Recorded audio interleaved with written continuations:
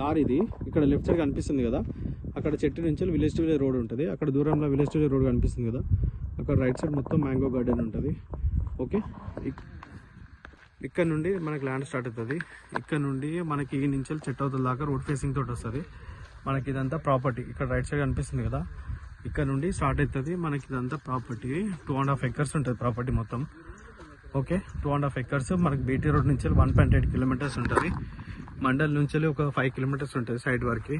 Okay, Jangaon నుంచి కూడా full దగ్గర ఉంటుంది. మొత్తం ప్లేన్ ల్యాండ్. ఇటు లెఫ్ట్ సైడ్ ఉంది కదా, ఇదంతా మనకి ప్రాపర్టీ. ఇక్కడ రైట్ సైడ్ ఉంది కదా, ఇక్కడ నుండి ఇటు దాకా 1.5 acre. ఇదేమో మనకి 1 acre.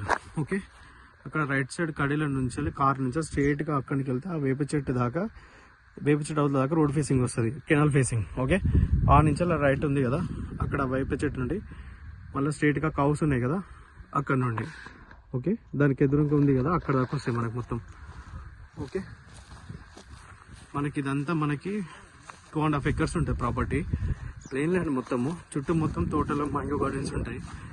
ఓకే, ఇక్కడ రైట్ సైడ్ కల్టివేషన్స్ ల్యాండ్. ఇవన్నీ కెనాల్ ఫేసింగ్ తోటి రోడ్ ఫేసింగ్ ఎక్కువ ఉండి ప్లేన్ ల్యాండ్. ఇది మనకు జనగాం నుంచి కూడా దగ్గర ఉంటుంది,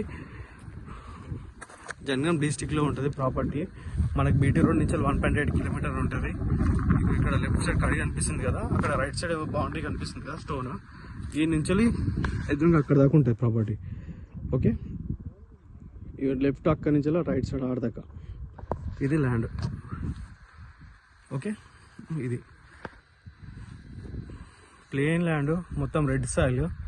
మనకి జనగం నుంచి దగ్గర ఆ రైట్ సైడ్ అంతా కల్టివేషన్స్ ఉంటాయి. ఆ రైట్ సైడ్ కూడా కల్టివేషన్. కరెంట్ కూడా శాంక్షన్ అక్కడే ఉంది, మనకి జిల్లా ఉంటుంది కరెంట్ కూడా. ఇది 2.5 acres property, red soil, canal facing తోటి ఎక్కువ ఉంటుంది, క్లియర్ టైటిల్. ఇది ప్రాపర్టీ.